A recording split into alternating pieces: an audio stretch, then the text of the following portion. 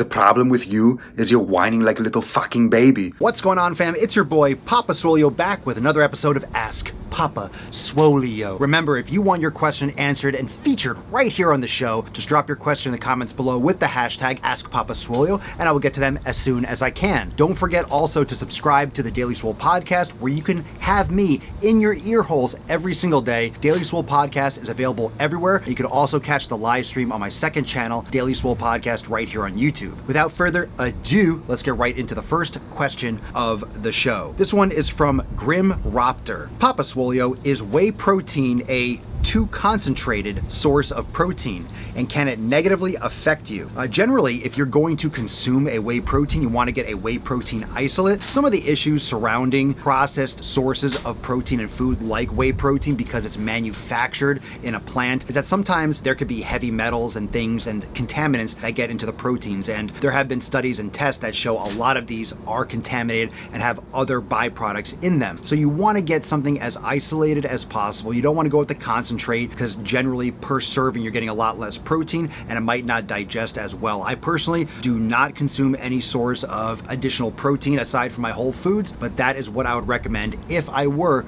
to consume a whey protein supplement. Can it negatively affect you? It can potentially if you are not digesting or you don't react well to whey or dairy products. Also, something that could be an issue are some of the sweeteners and some of the fillers that might be put into those protein powders. You might not digest well with them. A lot of people take these proteins and then blow it all out of their asshole in a toilet. So is that really a good thing for your body? A supplement should be something that will help you move you towards your goal. It shouldn't be something that sends you to the toilet. Question from Zyopsis. Papa Swolio, what do you think about direct neck training? I think it's great. The neck has many muscles just like everywhere else in the body, and it can be trained and probably should be trained, at least given some direct attention. A lot of people like to do shrugs and deadlifts that can inadvertently work the neck with isometric contractions because of the tension, but doing direct neck training, I would recommend it. I would encourage it for a lot of people, but only people that don't have major thoracic issues and major cervical issues in terms of compensations or postural distortions. A lot of people are sitting at desks all the time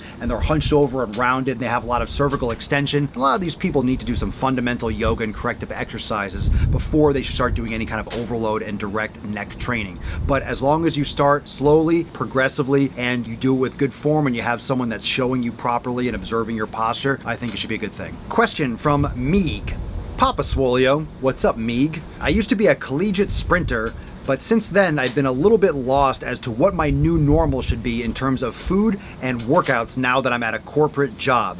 What do you recommend that athletes transitioning into a more normal fitness routine do for nutrition? One of the things that is hard for someone that was a part of a team that was active all the time, when you're in school and you're in college, that's your identity. You are a sprinter, you're a baseball player, you're a football player, and you're used to doing everything with a team. You're training regularly, maybe multiple times a day, several times a week. You're eating like a beast, you're younger, your metabolism is on fire. So you are living kind of like a bubble. When you go in the real world, you're not a sprinter anymore, you're a person at a corporate job. So your nutrition should reflect that. Now, if you're eating the way you were when you were a collegiate sprinter, you're probably gonna be overeating considering that you're more sedentary now at your corporate job.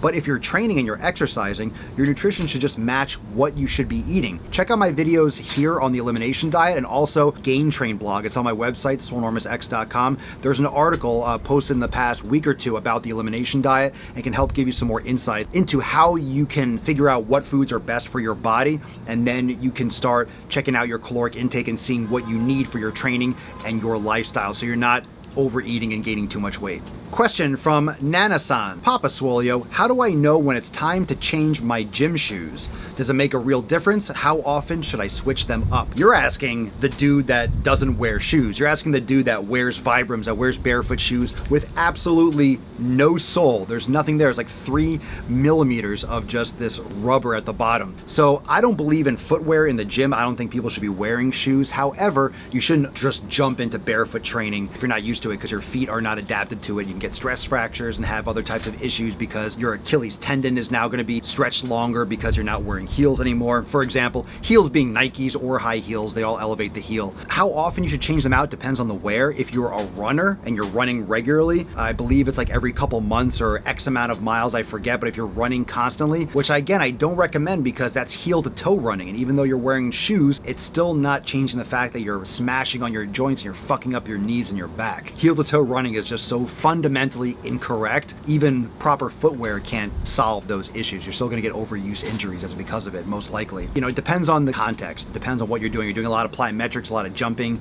Are you doing a lot of running? Are you just wearing them to the gym and that's it? You know, you could probably wear the same shoes for a long time if you're not causing a lot of damage to them, if you're not really using them for performance. But I would recommend looking into some kind of footwear that's more of a zero drop, more neutral, that will allow you to move more functionally. If you're not going to go right to barefoot, I would recommend maybe a company like Vivo Barefoot, which is great, has very, very thin soles, which kind of gives you the feel of being barefoot, but actually gives you a little bit more security like a sneaker that you might be more used to, rather than just jumping right into full barefoot training. Just my opinion, but make sure you progress slowly, and those are my recommendations. It's really hard to say from what you asked exactly how often you should change out shoes, and I am very heavily biased towards not wearing shoes at all, so you got a little sprinkle of my own opinion on there too. So thanks for the question. Question from Miss Mick GC. Yo Papa, I love your videos.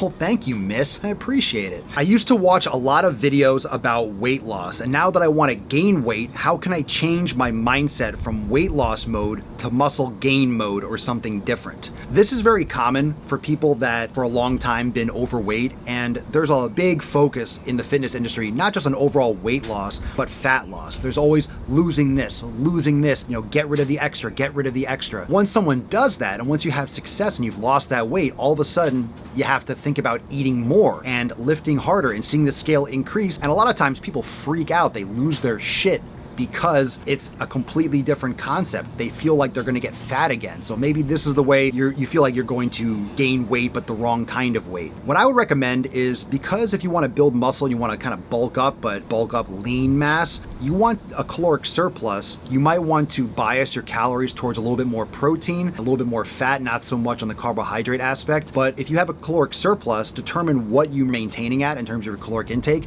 and then bump it up maybe 200 or 300 calories, maybe a little bit more. Don't go and overeat like 1,000 calories a day, because then you're going to put on more fat mass than you would like in addition to your muscle growth. So train hard and only allow yourself a little bit extra of a surplus. That way it'll mitigate a lot of extra body fat storage, and you can monitor your progress with your lean gains a little bit better. Question from Riv Rocks 17. Papa Swolio, thoughts on artificial sugar or calorie-free sugar, i.e. stevia and sucralose?